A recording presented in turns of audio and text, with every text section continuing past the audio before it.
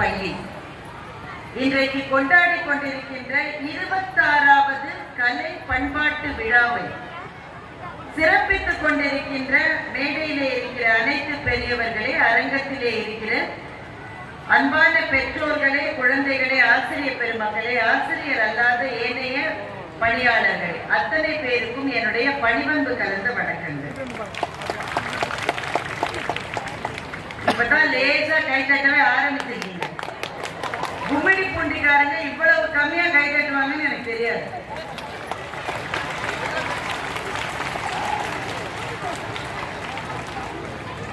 நீங்க எவ்வளவு கம்மியா கை தட்டிருக்கீங்கன்னா, இங்க கை தட்டல் சத்தத்தை இவங்க டிஜிட்டலா போடுற அளவு நீங்க கம்மியா கை தட்டுறீங்க. அப்படிதானே? இது நமக்கு தமிழரின் தற்பெருமைக்கு இது கம்மி. ஏன்னா நல்லா கை தட்டணும்.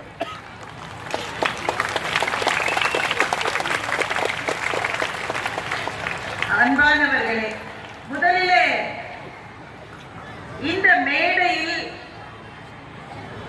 இந்த நிகழ்வுக்கு நான் இங்கு வந்து உங்களை சந்திப்பதற்கு ரொம்ப பெரிய காரணமாக இருந்த பள்ளியினுடைய தாளாளர் ஐயா அவர்களுக்கு, திருஞானம் ஐயா அவர்களுக்கு என்னுடைய வணக்கங்களையும் நன்றியையும் தெரிவித்துக் கொள்கின்றேன்.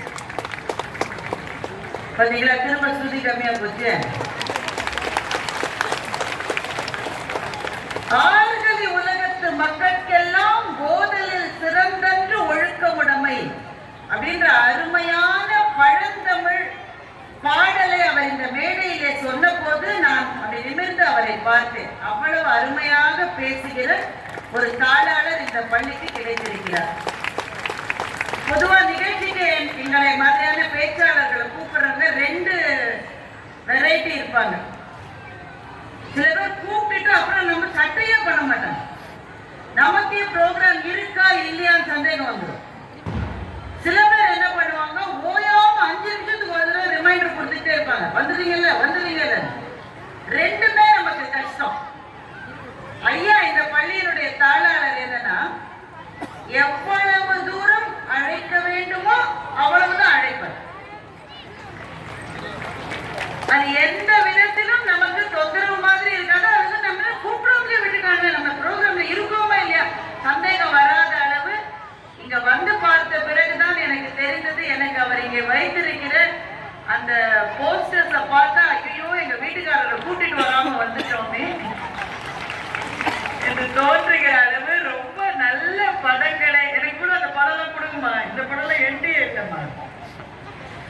அவருக்கு என்னுடைய வணக்கங்களை தெரிவித்துக் கொள்கின்றேன். அதே மாதிரி தேன்மொழி மேம், நான் இந்த பள்ளிக்கு உள்ள வந்து அங்க அந்த அறையில இருந்துட்டு வெளியில வந்ததுக்கு என்ன ஒரு 10 நிமிஷம் இருக்குமா? அந்த 10 நிமிஷத்துக்குள்ள நான் தெரிஞ்சுக்கிட்டேன் பள்ளி யாருடைய கட்டுப்பாட்டில் இயங்குகிறது என்பதை நான் தெரிஞ்சுக்கிட்டேன். அப்படி நிறைய வார்த்தைகள்லாம் கிடையாது, அப்படி ஒரு பார்வை தான் பாக்குறாங்க. அதாவது அப்படி அப்படி நடக்க வேண்டிய முறைப்படி நடக்குது. அப்படி வந்து தேவைதானுங்க நமக்கு. அதனால அவர்களுக்கும் என்னுடைய வணக்கங்களை நான் தெரிவித்துக் கொள்கின்றேன். இன்றைக்கு சிறப்பு விருந்தினர்களாக வந்திருக்கின்ற ஐயா திரு மாரிமுத்து அவர்களே, டாக்டர் மோகன் அவர்களே, வர இருக்கின்ற அன்பு சகோதரி ஜெயஸ்ரீ அவர்களே, உங்கள் எல்லாருக்கும் என்னுடைய வணக்கங்களையும் வாழ்த்துக்களையும் தெரிவித்துக் கொள்கின்றேன். இந்த மேடைக்கு நான் வந்த போது எந்த மனநிலையில் வந்தேன்றதை முதல்ல சொல்லிடுறேன் உங்களுக்கு. ஒரு 2 வருஷமாக தமிழ்நாட்டில் இருக்கிற நிறைய பள்ளிகளினுடைய ஆண்டு விழாவுக்கு நான் போயிட்டு இருக்கேன். இதுவும் அது போல இன்னொரு ஆண்டு விழா என்பதை தாண்டி எனக்கு பெரிய அபிப்பிராயங்கள் எதுவும் இல்லை. இந்த மேடைக்கு நான் வந்த உடனே 2-3 விஷயங்கள் எனக்கு ரொம்ப வியப்பை அளித்தது. முதல் விஷயம், சென்டம் வாங்கின அல்லது ஃபர்ஸ்ட் மார்க் வாங்கின ஸ்டூடெண்ட்ஸுக்கு பரிசு தருவது எல்லா பள்ளியிலும் செய்வாங்க. அவர்களை வாங்க வைத்த ஆசிரியர்களையும் கூப்பிட்டு இவர்கள் கௌரவித்தது எனக்கு ரொம்ப புதுமையாகவும் இருந்தது, பெருமையாகவும் இருந்தது. இப்ப ஒரு டீச்சர் இங்க அவார்டு வாங்குறாங்கன்னு வைங்களேன், இப்ப பள்ளியில புதுசா சேர்ந்திருக்கிற இன்னொரு டீச்சருக்கு என்ன தோணும், அடுத்த வருஷம் நான் வாங்கியே தீரும் அப்படி தோணும் தானே. அதுதான் மோட்டிவேட்டிங் தி டீச்சர்ஸ் ரொம்ப முக்கியம். எல்லாரையும் விட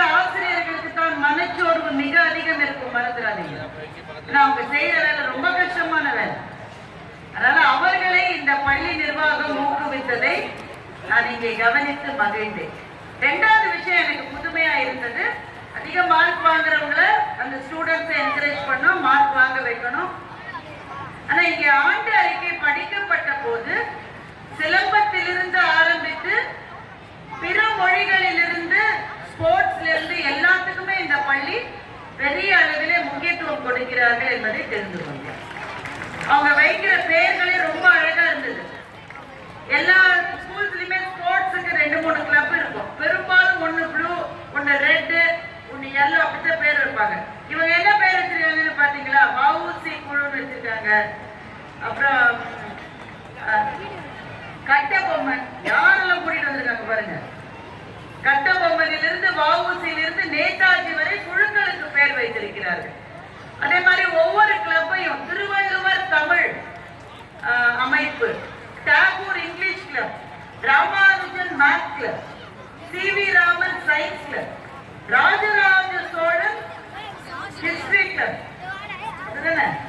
இந்த 5 பேர்களையும் தேர்ந்தெடுத்ததற்காகவே இந்த பள்ளி ஆசிரியர்களுக்கும் நிர்வாகத்துக்கும் என்னுடைய வாழ்த்துக்களையும் பாராட்டுகளையும் தெரிவித்துக் கொள்கிறேன்.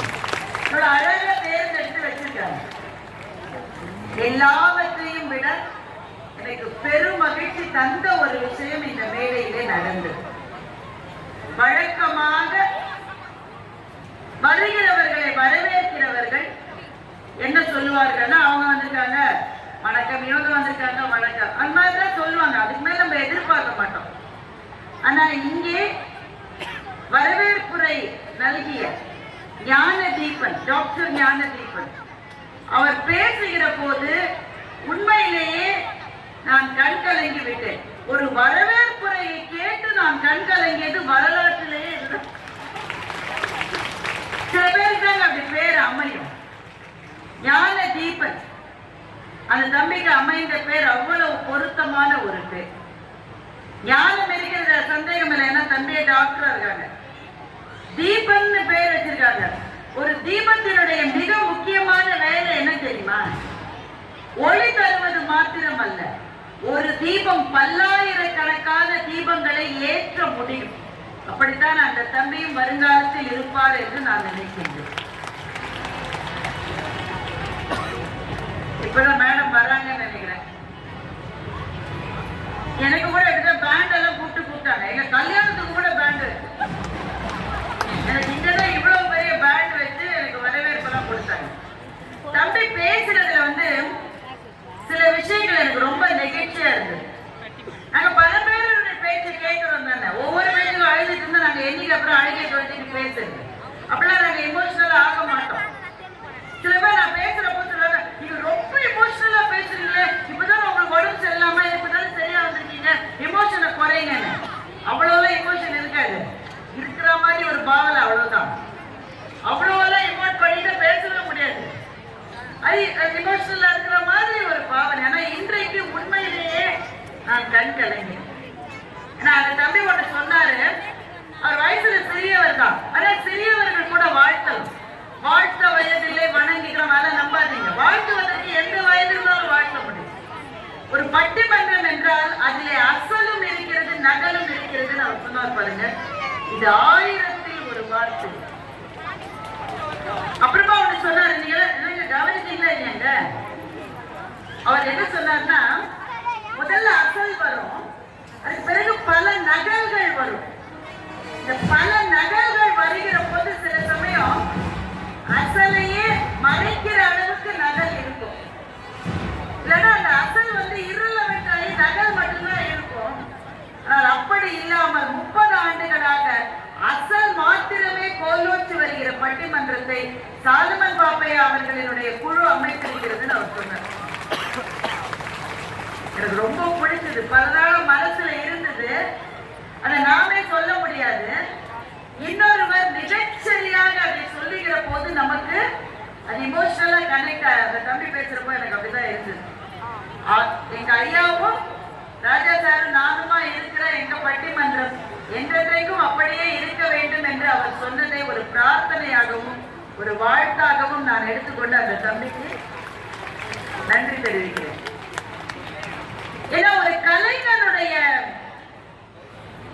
ஆசை என்னன்னா நான் மாத்திரமே மேடையில் இருக்கணும்ன்றது கிடையாது. எங்க நடுவர் எங்களை அப்படி பழக்கவும் இல்லை. புது பேச்சாளர்கள் நிறைய வரணும். நாங்க இது மாதிரி பள்ளிகள்ல வாங்க மேடம், வணக்கம்.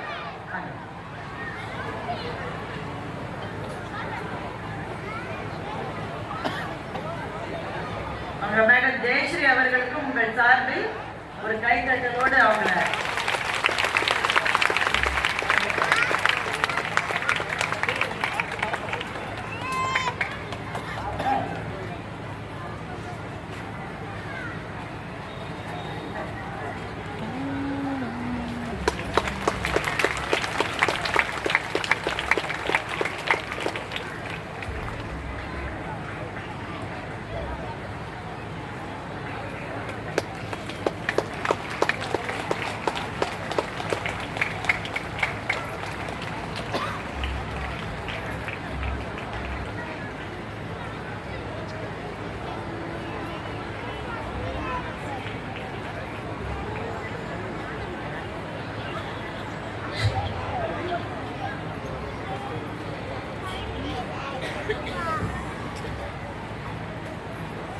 சரி, எல்லாம் செட்டில் ஆயிட்டீங்களா? தொடரலாமா?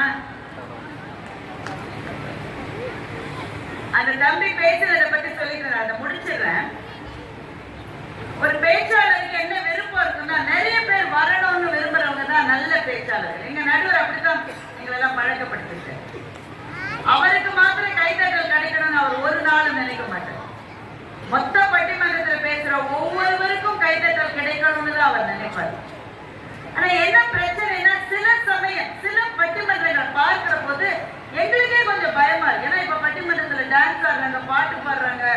ஒரு பட்டிமன்றத்துல பேசுற அம்மா நடுவரை பார்த்து போயா உட்காந்து, இந்த வார்த்தைகள் எல்லாம் எங்க மேடையில நீங்க கேட்கவே முடியாது. இந்த மேடையில கூட சொல்லக்கூடாத வார்த்தை. ஆனா இதெல்லாம் பேசுறாங்கன்றதுக்காக நான் சொல்றேன். சில பேர் டான்ஸ் ஆடுறாங்க, என்னென்னவோ செய்யறாங்க. அப்ப எங்களுக்கே கவலையா இருக்கு.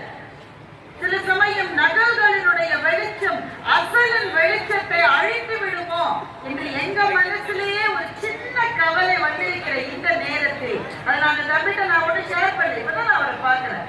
மிகச்சரியாக அதை பற்றி பேசி, என்னதான் இருந்தாலும் நல்ல வார்த்தைகளை கேட்க மக்கள் என்றைக்கும் தயாரா இருப்பார்கள் என்ற நம்பிக்கையை எனக்கு கொடுத்த அந்த தம்பியை நான் மனமாற பாராட்டுகிறேன். நல்ல தாழாளையா ஒன்றுமே கவலைப்பட வேணும். அப்படி ஒரு பிள்ளைய வளர்த்துருப்பீங்க, அப்புறம் என்ன கவலை. அதனால இன்னும் ஒரு அரை மணி நேரம் பேசலாம். நீங்க பல்லவாரிலே இருப்பீங்களா? கலந்துறீங்களா? கும்பிடி பண்ணில எல்லாரும் எப்ப தூங்குவீங்க? பொதுவா பள்ளி ஆண்டு விழாக்களில் நீண்ட பேச்சுகளை பேசக்கூடாது, அது எனக்கு தெரியும். ஒரு பேச்சாளர் முதலில் கற்றுக்கொள்கிற விஷயம் என்ன பேசுவது என்பதை விட எப்போது பேச்சை முடிப்பது என்பதைத்தான் ஒரு நல்ல பேச்சாளர் முதலில் கற்றுக்கொள்ள வேண்டும்.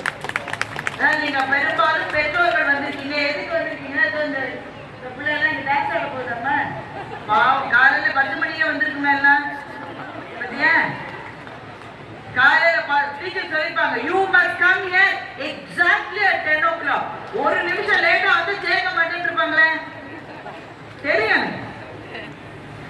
காலையில இருந்து வந்திருக்கோம். அந்த அம்மா காலையில 6 மணில இருந்து அந்த பிள்ளைக்கு ஸ்நாக்ஸ், டிஃபனு, லஞ்சு, ஜூஸ் எல்லாம் பண்ணி காலையில இருந்து அம்மாவும் நிற்கும். போனா போகாது, அங்கேயே நின்றுட்டு இருக்கும். அதனால அந்த பிள்ளைகள் எப்போ டான்ஸ் பண்ண போறாங்க, பாட போறாங்க, எப்போ பிரைஸ் வாங்க போறாங்கன்னு பார்க்கத்தான் நீங்க வந்திருக்கீங்களே தவிர நீண்ட உரைகளுக்கான பொழுது இது அல்ல. அதனால ரொம்ப நான் சுருக்கமாக தான் பேச போறேன். இதே மாதிரி என் வாழ்க்கையில் பல்லாண்டுகள் முன்பு நானும் உட்கார்ந்துருக்கேன் எங்க ஸ்கூல்ல.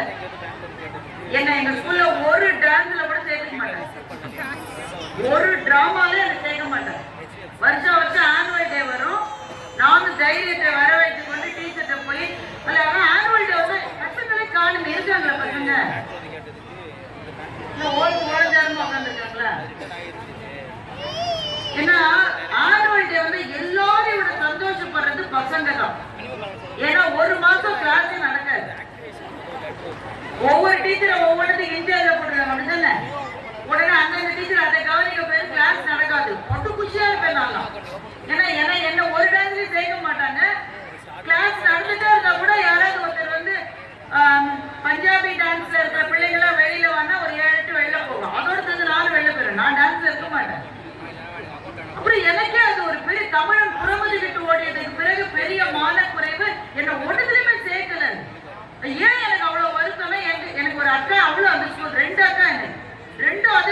படிக்கிறது.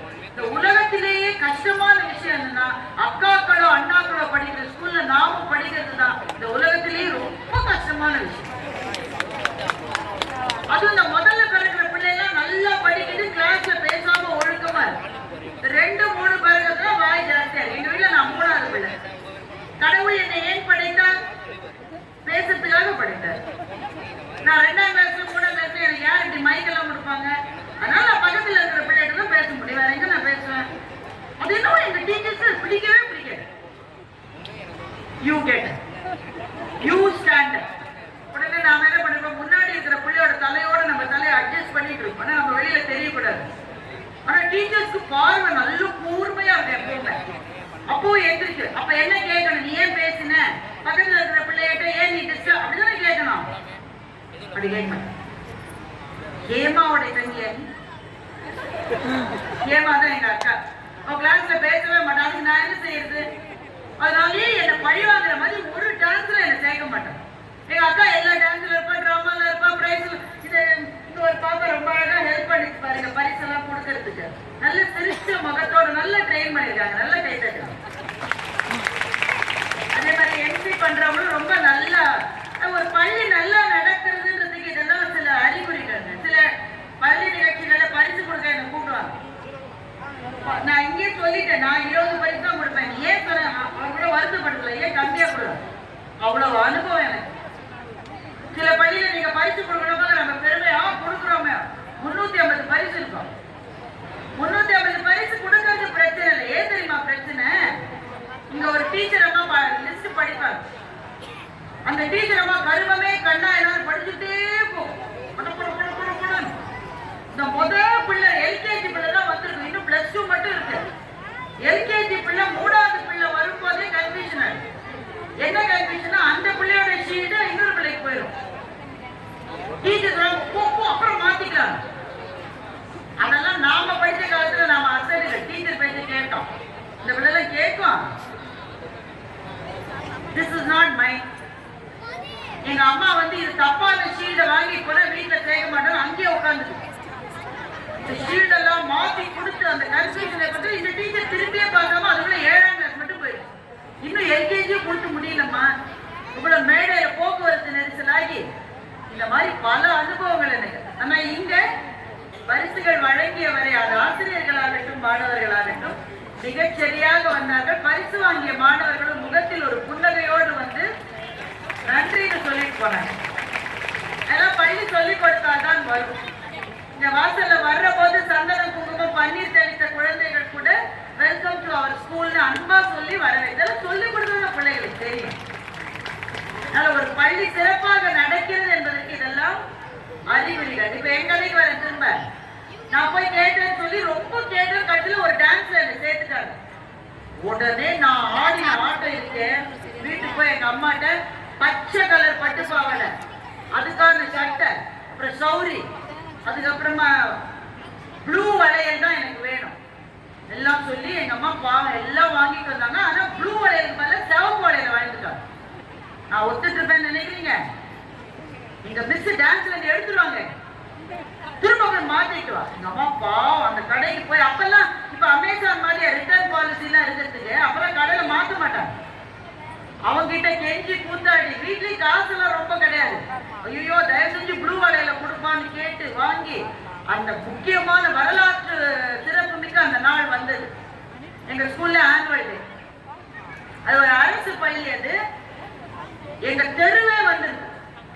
எங்க அம்மா அப்பா வர்றதுல ஒரு ஞானியம் இருக்கு. பக்கத்து வீட்டு ஆயா, எதிர் வீட்டு நாய் எல்லாம் வந்துருச்சு ஸ்கூலுக்கு.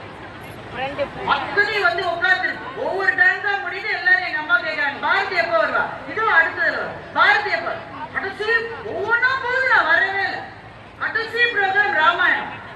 இதுல வந்துருவான்னு எங்க அம்மா சொன்னாங்க. ராமர் பிறந்தாரு, வளர்ந்தாரு, அப்புறம் விஸ்வாமித்திரர் கூட்டிட்டு போனாரு, அப்புறம் கல்யாணம் ஆச்சு, காட்டுக்கு போனாரு, ராவணனையும் ஜெயிச்சுட்டாரு. அது மட்டும் நான் வரல. இப்ப பட்டாபிஷேகமே வந்துருச்சு. அப்பதான் நான் வந்தேன். ராமரும் சீதையும் உட்காந்து பட்டாபிஷேகம் நடக்கிற போது முக்கியமான ரோல் எனக்கு தான். பக்கத்துல யாரு விசிறி வீசினது? இந்த விசிறி வீசறதுக்கு தான் ப்ளூ வளையல் தான் வேணும், ரெட் வளையல்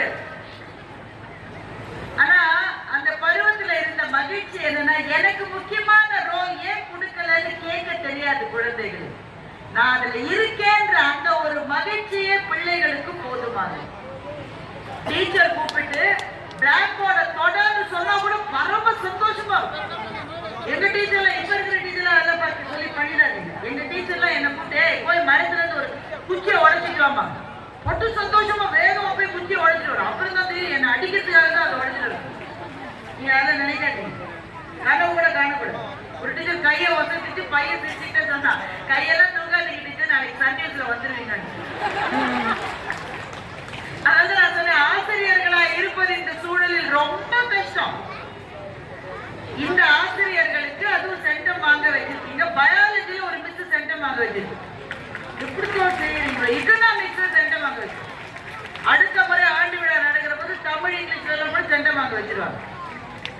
அல்ல, இந்த பள்ளி ஆசிரியர்களை ஏன் ஊக்குவிக்கிறது என்றால், ஆசிரியர்களை ஊக்குவிக்கிற போதுதான் பிள்ளைகள் ஊக்கம் பெறுகிறார்கள். அதை செய்கிற இந்த பள்ளிக்கு என்னுடைய மனமார்ந்த வாழ்த்துக்களும் பாராட்டுகளும்.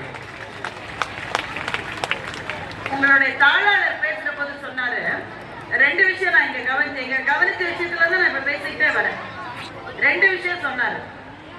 ஒன்று, சில வீடுகள்ல ஃபீஸ் கட்ட முடியாது, கஷ்டம் இருக்கும். இன்னும் கொரோனா சமயத்துல நிறைய பார்த்திருப்பாங்க.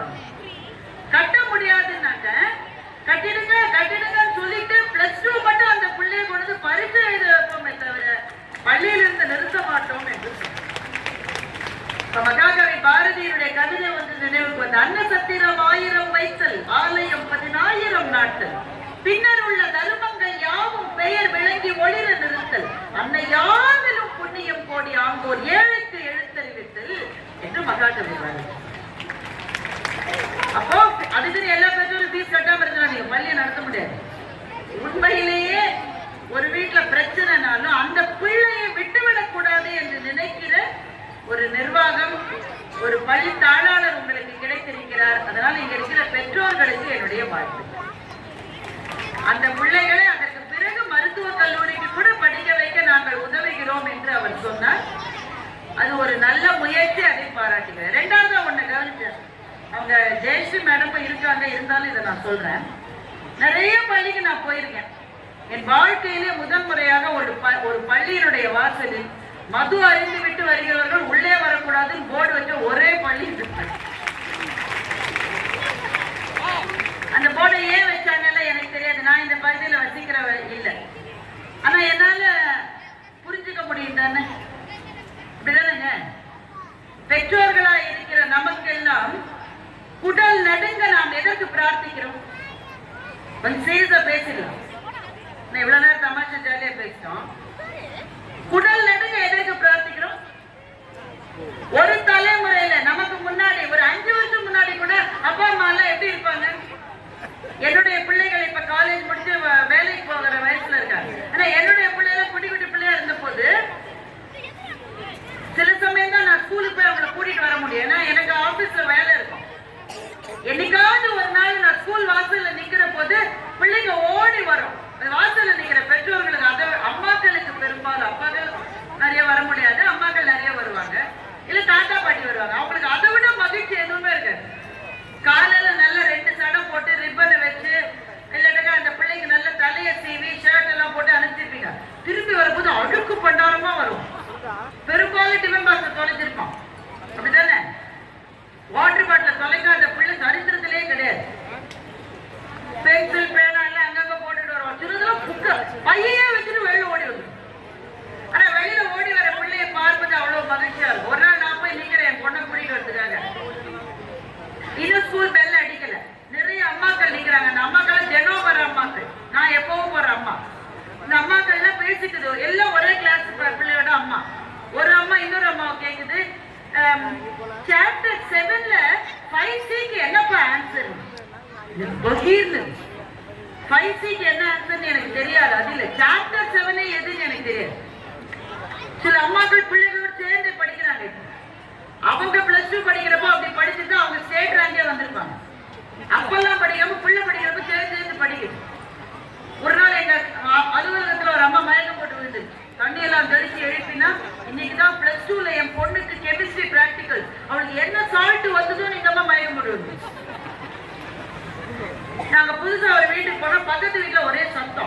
என்னடா ரமேஷ் இப்படி பண்ணிட்டீடா, இவன் தலையில கல்லு தூக்கி போட்டுட்டீடா, நான் எதிர்பார்க்கவே இல்லையடா, என்னடா மார்க் இப்படி கத்துது ஒரு அம்மா. நான் கூட நினைச்சேன் பிளஸ் டூல கம்மியா வாங்கிட்டார். கடைசியில பார்த்தா தெரிஞ்சது ரமேஷ் எல்கேஜில தான் படிக்கிறான். பக்கத்து சீட்ல இருக்கிற சுரேஷோட ஒரு மார்க் கம்மியா வாங்கிட்டான். அதுக்கு அந்த அம்மா இதெல்லாம் ஒரு 5 வருஷத்துக்கு முன்னாடி நான் சொல்றதெல்லாம். இப்போ பையன் மார்க் வாங்குறான், பொண்ணு மார்க் வாங்குறா, என்ன சந்தோஷம், போனஸ் மாதிரி இருக்கு. நல்ல மார்க் வாங்கினா நமக்கு குலை நடுங்க நாம் பிரார்த்தனை செய்வது நல்ல மார்க் வாங்கணும், ஃபர்ஸ்டா வரணும், ஸ்கூல் பியூப்பிள் லீடரா செலக்ட் ஆகணும். அதெல்லாம் கிடையாது. எந்த கெட்ட பழக்கமும் இல்லாம என் பிள்ளை உழைச்சுக்கணுமே நான் சாமின்ற ஒரு பிரார்த்தனை தான் இன்னைக்கு பெற்றோர்களுக்கு இருக்கிறது. அதனுடைய பிரதிபலிப்பு தான் வெளியில இருக்கிற போர்டு. நல்லா இருந்தா ரொம்ப மகிழ்ச்சி. படிக்கலையா, நீ படிக்கலன்னா கூட பரவாயில்ல சாமி, கெட்ட வழிக்கு நீ போகாம இருந்தா எனக்கு அதுவே புண்ணியண்டான்ற லெவலுக்கு பெற்றோர்கள் இன்றைக்கு வந்து விட்டீர்களா இல்லை? அப்போ சமீபத்துல பெரும்பாலும் இந்த சினிமாவை பத்தி எல்லாம் பேசுறது இல்லைங்க. ஏன்னா இப்ப என்ன பேசினா நீங்க கேமரா பிடிச்சிட்டு 2 பேர் நிக்கிறாங்க. உடனே ஒரு தம்ப்நெயில் போட்டு போட்டுறாங்க. நம்ம சொல்லியிருக்கவே மாட்டோம், இந்த தம்பி அப்படி செய்ய மாட்டார், நல்ல தம்பி அவரு. ஆனா ஒரு தம்ப்நெயில் போட்டு எவனோ நம்ம பேச வச்சு வாழறான், நாம தான் வாழ முடியல. ஒரு தம்ப்நெயில் போட்டோம்னா கீழே 50 பேர் நம்மளை திட்டுறான். அதனால நான் பெரும்பாலும் அதெல்லாம் பேசுறது இல்லை. ஆனா சில சமயம் ஒரு படம் வந்துருக்கு, நான் பேரே சொல்லல, புரிஞ்சுக்கிறவங்க புரிஞ்சுக்கங்க. ஒரு பொம்பளை பிள்ளை எப்படி எல்லாம் கெட்டு போக முடியும்னு ஒரு படம் வந்து ஒத்துருமே பார்க்கலையா டீச்சர் கூட. என்ன கும்மடி பொண்ணுக்காக இவ்வளவு நல்லவர்களாக இருக்கிறது. அப்போ ஒரு பொறுப்பு இருக்குல்ல ஒரு படைப்பாளிக்கு. உங்க வீட்டுல ஒரு பிள்ளை இருக்குல்ல, அப்படி அந்த பிள்ளை அப்படி போதா நீ ஒத்துப்பியா? நீ பெற்றோர்களா இருந்து அதை பாருங்க. அப்பா அம்மா ஒண்ணு சொல்ற போது நீ சொன்னா நான் கேட்க மாட்டேன், நீ ரொம்ப சொன்னா நான் தற்கொலை பண்ணிப்பேன்னு சொல்ற வசனம் ஒரு படத்துல வந்ததுன்னா அந்த வசனத்தை நம்முடைய குழந்தைகள் நம்முடைய வீடுகளில் சொல்வதற்கு எவ்வளவு காலமா?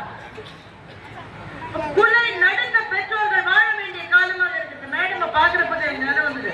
ஒரு தடவை நான் இருந்த பகுதியில ஒரு புது போலீஸ் ஸ்டேஷன் தரகத்துக்கு எனக்கு கூட்டாங்க. எதுக்கெல்லாம் எனக்கு கூட்டாங்க? அதை தரஞ்ச உடனே ஒரு ஏட்டம்மா ரொம்ப அழகா இருந்துச்சு, நல்ல ஒசுரம், நல்ல பெரிய குங்குமம் போட்டு வச்சுட்டு ஒரு ஏட்டம்மா சொல்லிச்சு, மேடம் நான் வரேன் பாய் அப்படின்னு. என்னம்மா அதுக்குள்ள கிளம்புறேன்? நீ பிளஸ் 2 எக்ஸாம் முடியல அதனால கிளம்புறேன்னு. ஏமா உன் பொண்ணு எழுதிருக்காரு பிளஸ் 2, பொண்ணோ பையனோ பிளஸ் 2 எழுதிருக்காரு. என் பிள்ளை எல்லாம் சின்ன பிள்ளை. அப்புறம் பிளஸ் 2 எக்ஸாமுக்கு உங்களுக்கு என்னமா சம்பந்தம்னு கேட்டேன். அந்த அம்மா சொன்னது அப்படியே சத்தியமா நான் சொல்றேன். பிளஸ் 2 எக்ஸாம் முடிஞ்ச அன்னைக்கு எங்க போலீஸ் ஸ்டேஷனுக்கு 20 ஜோடியாவது வரும்னு அந்த அம்மா சொல்லி. அவ்வளவுதான் சொல்ல முடியும், நீங்க புரிஞ்சுக்கங்க. நீங்க என்ன பண்ணுவீங்கன்னு கேட்டேன். அம்மா சொல்லுது, ஆடி மாசம் செவ்வாய்க்கிழமை புதன்கிழமையாவது சொல்லுவாங்க. அதுக்குள்ள தாய் உள்ளம் எப்படி இருக்கு பாத்தீங்களா? ஆனா இதுதான் யதார்த்தம். அதனால இங்க இருக்கிறவங்க யாருக்கும் அட்வைஸ் பண்ண நான் வரல. இந்த உலகத்திலேயே ஈஸியான விஷயம் அட்வைஸ் பண்றது, இந்த உலகத்திலேயே கஷ்டமான விஷயம் அந்த அட்வைஸை கேட்கறது. அட்வைஸ் இல்ல, ஒரு சின்ன ரிக்வெஸ்ட் வச்சுக்கோங்களேன். இந்த உலகத்திலேயே கஷ்டமான வேலை பள்ளி நடத்துகிற வேலை. அதுதான் தாடாளர் ஐயா பண்ணிட்டு இருக்கு. வீட்டுக்கு ஒரு போன் வந்துடக்கூடாது, தூங்குவீங்க நீங்க. பஸ் இருக்கா ஸ்கூல்ல, கடைசி பஸ்ல கடைசி பிள்ளை இறங்கி வீட்டுக்கு போனாதான் அவர் சாப்பிடுவார்.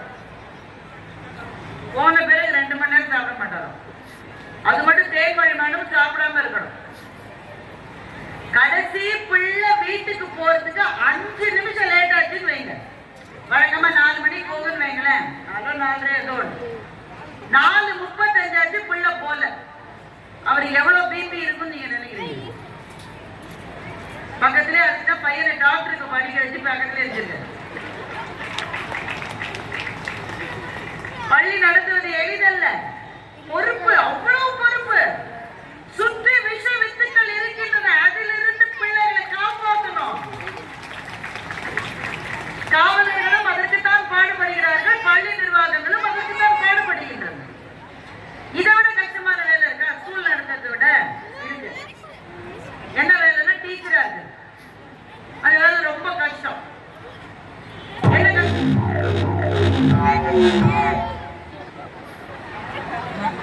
யாரோ பாதிக்கப்பட்ட ஒரு ஆசிரியர் போட்டிருக்காங்க. ஏங்க யாருங்க நடுவில் சவுண்ட் சிஸ்டம் கொடுக்குறது? சிங்கப்பெண்ணை போட்டீங்கன்னு கொஞ்சம் சந்தோஷப்பட்டேன். ஆசிரியரா இருப்பதில் இருக்கிற கஷ்டத்தை நான் ஏற்கனவே சொல்லிட்டேன். They got all the responsibilities but no authority. நான் ஒரு பள்ளிக்கு போயிருந்த போது அந்த ஒரு கெமிஸ்ட்ரி டீச்சர் மேல ஒரு என்கொயரி நடந்துட்டு இருக்கு. நான் பேசின மேடையில எல்லாரும் உட்கார்ந்து என்கொயரி. என்ன என்கொயரினா, காலையில அந்த பிள்ளை ஆசிரியர் எனக்கு மன உளைச்சல் ஏற்படுத்தினா லெட்டர் எழுதி வச்சிட்டோம். நல்லவேளை ஒண்ணு செய்யல, ஆனா லெட்டர் எழுதி வச்சிட்டோம். உடனே டீச்சரை கூப்பிட்டு விசாரிக்கிறாங்க. அந்த மாதிரி யோசிச்சு பாக்குது. நான் ஒரு மன உளைச்சல் ஏற்படுத்துறேன். கெமிஸ்ட்ரி டீச்சர் என்ன சொல்லி கொடுக்கும்? ஆல்டிஹைடு, கீட்டோன்ஸ், ஆர்கானிக் கெமிஸ்ட்ரி இவ்வளவுதான் சொல்லி கொடுக்கும்.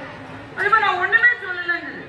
எல்லாரும் டீச்சர் என்கொயரி பண்றாங்க. அப்புறம் அந்த பையனையே கூப்பிட்டு, உனக்கு மன உளைச்சல் ஏற்படுத்துகிற மாதிரி ஆசிரியர் என்ன சொன்னார்? அந்த பையன் சொல்ற, ஓயாம படின்றாங்க. படின்னு சொன்னாலே மன உளைச்சல் வந்துருச்சுன்னா ஆசிரியர் வேற என்னதான் செய்வாங்க? அதனால பள்ளியை நடத்துவதை விட கஷ்டமான வேலை ஆசிரியர் வேலை. ஆசிரியர்களா இருப்பதை விட கஷ்டமான வேலை என்ன? மாணவிகளா இருப்பது ரொம்ப கஷ்டம். மாணவர்கள் மாணவிகளுக்கு ரொம்ப இல்லாதனால நீங்க கைதட்ட மாட்டேன்றீங்க. ரொம்ப கஷ்டம். ஏன் கஷ்டம்னா, பேரண்ட்ஸ் எந்நேரம் கம்பேர் பண்ணிட்டே இருப்பாங்க. சரிங்களா இல்லையா? ஒரு பிள்ளை 80 மார்க் வாங்கிட்டு வீட்டுக்கு வந்துருக்கு பிசிக்ஸ்ல. அம்மா எனக்கு 80 மார்க் வந்துருக்கு. நீங்க ஒண்ணு என்ன சொல்லுவீங்க? கண்ணு, பிசிக்ஸ்ல 80 வாங்குறது ரொம்ப கஷ்டம்டா. ஐன்ஸ்டீன் கூட 10 மார்க் தான் வாங்கினாங்க அப்படின்னு சொல்லுவீங்க. பாக்கி 20 மார்க் எங்க போச்சு? கிளாஸ்ல யார் ஃபர்ஸ்ட் மார்க்? ஐஸ்வர்யா தான். அவ எவ்வளவு மார்க்? 99 மார்க். அவ பிள்ளை பிள்ளையா கேக்குறீங்களா இல்லையா?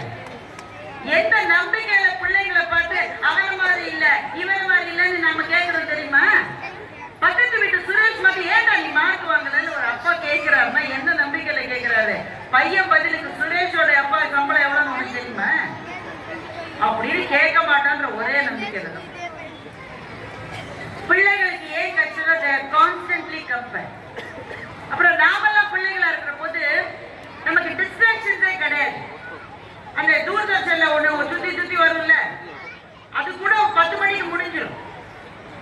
நம்ம பார்க்கறதுக்கு எதுவுமே இல்லைன்னா இன்றைக்கு பிள்ளைகளுக்கு எவ்வளவு டிஸ்ட்ராக்ஷன்ஸ் பாருங்க. அப்பா அம்மா 2 பேர் சொல்றாங்க, டிவி பார்த்துட்டே இருந்தா கொன்றுவேன், போனை நோண்டிட்டே இருந்தா கொன்றுவேன் அப்படின்னு சொல்லிட்டு அவங்க அதே தான் செஞ்சுட்டு இருக்காங்க. அவர்கள் செய்வதை பார்த்தும் தான் செய்யாமல் பிள்ளைகள் இந்த உலகத்தில் இருந்து படித்து முன்னேற வேண்டும் என்றால் அவங்க ஞானிகளா இருந்தால் மாத்திரம்தான் அது சாத்தியம். அதனால பள்ளி நடத்துவது கஷ்டம், ஆசிரியரா இருப்பது கஷ்டம், அதை விட கஷ்டம் மாணவர்களா இருப்பது. இது எல்லாத்தையும் விட ஒண்ணு கஷ்டமா இருக்கு. என்னது? பெற்றோர்களா இருப்பது. அதுதான் எல்லாத்தையும் விட பெரிய கஷ்டம். நல்ல பெற்றோர்கள் யார் அப்படின்னு எல்லாருமே நமக்கு அட்வைஸ் பண்ண முடியும். 7ஆம் கிளாஸ் பையன் ஒரு புக்கை படிச்சுட்டு இருக்கான். குழந்தைகளை வளர்ப்பது எப்படி? நீ ஏன்டா இதை படிக்கிற? எங்க அப்பா இதை சரியா வளர்க்கிறாரான்னு செக் பண்றேன். 23 வயசு பொம்பளை பிள்ளைக்கு அவட்ட ஒரு வார்த்தை கூட கேட்காம அப்பா போய் மாப்பிள்ளையை முடிவு செய்து கொண்டு வந்தால் பதில் பேசாமல் அந்த பெண் திருமணம் செய்து கொண்டது நம்முடைய தலைமுறை. இன்னைக்கு 5 வயசு பிள்ளைங்க அந்த பிள்ளையை கேட்காம போய் நீங்க ட்ரெஸ் வாங்கிடுவீங்க. நீங்க உன்னை யார் வாங்க சொன்னா ஐ டோன்ட் லைக் திஸ். குழந்தைகள் எதிர்த்து கேள்வி கேட்பதை மகிழ்ச்சியோடு பெற்றோர்கள் ஏற்றுக்கொள்ள வேண்டிய ஒரு தலைமுறையில் நாம் இப்போது இருக்கிறோம். பெற்றோர்களும் சரி ஆசிரியர்களும் சரி ஒரே ஒரு சின்ன ரிக்வெஸ்ட் தான் உங்களுக்கு. பிள்ளைங்க கேள்வி கேட்கறதை என்கரேஜ் பண்ணு. ஆசிரியர் ஒருவர் வகுப்பில் எழுந்து கேள்வி கேட்கிற பிள்ளைய பார்த்து உட்காரு எல்லாருக்கும் புரிஞ்சிச்சு உனக்கு மட்டும் புரியலன்னு கேட்டா என்ன அர்த்தம்? அந்த மாணவன் அல்லது மாணவி கேட்ட கேள்விக்கு ஆசிரியருக்கு பதில் தெரியவில்லை என்றார். ஆனா அதனால ஒண்ணும் பிரச்சனை இல்லை. நாளைய ஆசிரியர்கள் எப்படி இருக்கணும்? ஏன் நீ ஒண்ணு கேட்கிற நல்ல கேள்வி எனக்கு தெரியல, நானும் போய் சாட்ஜிபிடில பார்த்துட்டு வர, நீ பார்த்துட்டு வா, நாளைக்கு டிஸ்கஸ் பண்ணலாம். இப்படித்தான் நாளைய வகுப்பறைகள் இருக்கும் நண்பர்கள். அதற்கு நம்முடைய ஆசிரியர்களும் பெற்றோர்களும் பிள்ளைகளும் தயாராக வேண்டும். இது ரொம்ப மகிழ்ச்சியான ஒரு தருணம். இந்த பிள்ளைகள் பரிசு வாங்குகிற போது நீங்கள் எல்லாம் மகிழ்ச்சியா பார்த்தீங்க. உங்க பிள்ளை 8ஆம் கிளாஸ்ல 7ஆம் கிளாஸ்ல 6ஆம் கிளாஸ்ல இருந்தா நாளைக்கு அந்த பிள்ளைகளை இங்கே கொண்டு வந்து நிறுத்த வேண்டும் என்று உங்களுக்கு ஒரு கனவு இருக்கிறது. அந்த கனவை இந்த பள்ளி நிச்சயமாக நிறைவேற்றி கொடுக்கும் என்கின்ற நம்பிக்கையும் உறுதியும் இந்த மேடையிலே எனக்கு ஏற்பட்டது. அப்ப பிள்ளைகளுக்கு எதைத்தான் கொடுக்க வேண்டும் அதை மட்டும் சொல்லி நான் முடிச்சுக்கிறேன். ஒரு நிர்வாகம், ஆசிரியர்கள், பெற்றோர்கள் 3 பேரும் ஒரு முக்கோணத்தினுடைய 3 புள்ளிகள். அதுக்கு நடுவில் தான் நம்ம பிள்ளைங்க இருக்காங்க. சமூகத்திலே இருக்கிற பல தவறான விஷயங்கள் நம்முடைய குழந்தைகளுக்கு போகாமல் பாதுகாக்கிற தங்க முக்கோணமாக இந்த முக்கோணம் இருக்க வேண்டும். பிள்ளைகளை அதுக்குள்ள வச்சுதான் நாம பாதுகாக்க வேண்டி இருக்கிறது.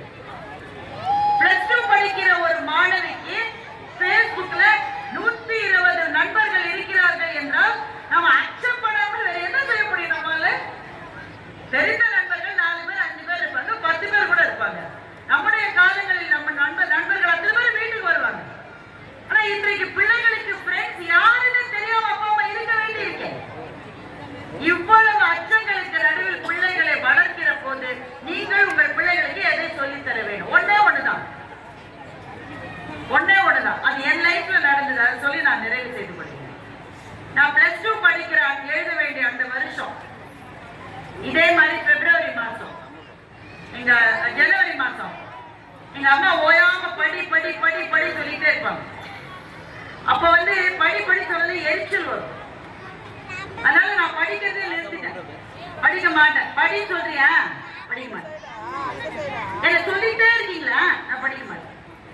நான் ஒரு நாள் வீட்டுல அம்மாட்ட சொன்னேன், அம்மா நான் ஸ்கூலுக்கு போய் குரூப் ஸ்டடி பண்ண போறேன். குரூப் ஸ்டடி பண்றதுன்னா என்ன இருக்குன்னு உங்களுக்கு தெரியும். விளங்காம போகணும்னு முடிவு பண்ணிட்டா குரூப் ஸ்டடி தான் பண்ணணும். யாரும் படிக்க மாட்டாங்க. ஸ்கூலுக்கு போய் குரூப் ஸ்டடி பண்றேன்னு சொல்லி ஸ்கூலுக்கு போயிட்டா, எங்க ஸ்கூல் இந்த மாதிரி பெரிய கிரவுண்ட் இருக்கு. வாசல்ல இருந்து அங்க வாசல் இருக்கு, நாங்கெல்லாம் இங்க விளையாடிட்டு இருக்கோம். எங்க அம்மா வர்றதை நான் பார்த்தேன். நல்ல வெயில். அப்ப ஜனவரியிலே பயங்கர வெயில் வந்துருச்சு. கையில கொடை வச்சிருக்காங்க, ஆனா கொடையை விரிக்கல. கையில ஒரு பேக் வச்சு நடந்து வர்றாங்க. இவங்க எதுக்காக வர்றாங்க? இங்க வந்து என்ன படி சொல்ல போறாங்கன்னு நான் நினைச்சிட்டு இருக்கேன். அம்மா நடந்து வந்தாங்க. ஏய் படிக்க வரேன்னு சொல்லிட்டு என்னம்மா சாப்பாட்டை விட்டுட்டு வந்துட்டியே, நீ சாப்பிட்டுட்டு படிமான்னு சொல்லி டிஃபன் பாக்ஸ் என்கிட்ட கொடுத்தாங்க. கொடுத்துட்டு 2 அடி வச்சு திருப்பி போனாங்க. திரும்ப வந்தாங்க. நீ வர்ற போது வெயிலா இருந்தா கொடையை விரிச்சிட்டு வாமான்னு கொடையை என்கிட்ட கொடுத்துட்டு நடந்து போயிட்டாங்க. நான் யோசிச்சு பாக்குறேன், அந்த கொடையை அவங்க விரிச்சுக்கல, வெயில தான் நடந்து வந்தாங்க. அவங்க சாப்பிட்டுருக்க மாட்டாங்க எனக்கு தெரியும். ஆனா படிக்க போறேன்னு சொன்ன பிள்ளை சாப்பிடாம வயிறு வாடக்கூடாது, வெயில்ல கஷ்டப்படக்கூடாதுன்னு 2த்தையும் தூக்கி அந்த வெயில அவங்க நடந்து வந்தாங்கல்ல, அதுதான் அம்மாவின் மனசு, அதுதான் அப்பாவின் மனசு. அம்மாக்களாவது வாயை திறந்து சொல்லிட்டே இருப்பாங்க, உன்னை பெற்று வளர்க்க நான் என்ன கஷ்டப்பட்டேன். ஒரு படத்துல வடிவேல் சொல்லுவாங்க, நீ என்ன கஷ்டப்பட்ட, உள்ள ஒரு ஏசியில ஒரு ஃபேன்ல நான் தான் 9 மாசம் கஷ்டப்பட்டேன். அம்மாக்கள் சொல்லிட்டே இருப்பாங்க, எவ்வளவு கஷ்டப்பட்டு ஒரு பெற்ற தெரியுமா, எவ்வளவு கோயிலுக்கு போனேன்னு தெரியுமா, உனக்கு உடம்பு சரியில்லை. அப்ப அதை கூட சொல்ல தெரியாதவர்கள் இருக்கிறார்கள் என்றால் அந்த ஆளின் பேர் தான் அப்பா. அவருக்கு அதை கூட வாயால சொல்ல தெரியாது. அந்த பிள்ளைய போய் என்ஜினியரிங் காலேஜ்லயோ மெடிக்கல்லையோ இல்ல வேற ஏதாவது கல்லூரியிலயோ சேர்த்து ஹாஸ்டல்ல விட்டுட்டு ஒழுங்கா இரு அப்படின்னு கடுமையா சொல்லிட்டு திரும்பி வந்துருவாரு. ஆனா அன்றைக்கு இரவு அவர்களுடைய தலையணை கண்ணீரால் நனையாமலா இருக்கும். அதுதான் அப்பா. எங்க அம்மா என்கிட்ட அதை கொடுத்து திரும்பி போறாங்க. அவ்வளவு தூரம் நடந்து போறதை நான் பார்த்துட்டே இருக்கேன். என் மனசுல ஒரே ஒரு கேள்விதான் வந்தது, இந்த அம்மாவுக்கு பதிலுக்கு நான் என்ன செய்ய முடியும்னு ஒரு கேள்வி வந்தது. என்ன வேணா செய்யலாம், பட்டுப்படம் வாங்கி கொடுக்கலாம், வைர மோதிரம் வாங்கி கொடுக்கலாம், நல்ல வாட்ச் வாங்கி கொடுக்கலாம், நம்ம இந்த காலம் பார்த்தீங்கன்னா போன் வாங்கி கொடுக்கலாம்னு நினைச்சிருப்பேன். இதெல்லாம் அம்மாவுக்கு செஞ்சுட்டா போறோமா? ஒன்னே ஒண்ணு செய்யணும்னு நினைச்சேன். நான் ஸ்கூலை விட்டு நான் வெளியில போற நாள்ல ஏதாவது ஒரு டீச்சர் எங்க அம்மாவை கூப்பிட்டு நல்ல பிள்ளைய வளர்த்திருக்கீங்கன்னு ஒரு வார்த்தை சொல்லிட்டாங்கன்னா அதை விட எங்க அம்மாவுக்கும் எங்க ஆசிரியர்களுக்கும் மகிழ்ச்சி வேற எதுவுமே இருக்கும். எனவே உங்கள் குழந்தைகளுக்கு இந்திய பெற்றோர்கள் தான் தங்களுடைய குழந்தைகளுக்காக மாத்திரமே வாழ்கிறவர். ப்ராவிடன்ட் ஃபண்ட் பென்ஷன்ல இருக்குல்ல, அல்ல வெளிநாட்டுக்காரங்க பென்ஷன் பணத்தை எதுக்கு செலவழிப்பாங்கன்னா அவங்க ஜாலியா இருக்கிறதுக்கு, அவங்க ஊரா போறதுக்கு. இந்திய பெற்றோர்கள் மாத்திரம்தான் தன்னுடைய பென்ஷன் பணத்தை கூட தன்னுடைய பிள்ளைகளினுடைய படிப்புக்காக செலவழிக்க கூடியவர்கள் இந்திய பெற்றோர்கள். நம்ம வாழ்க்கையில வேற என்ன கேட்கணும்? பிள்ளை நல்லா இருந்து நமக்கு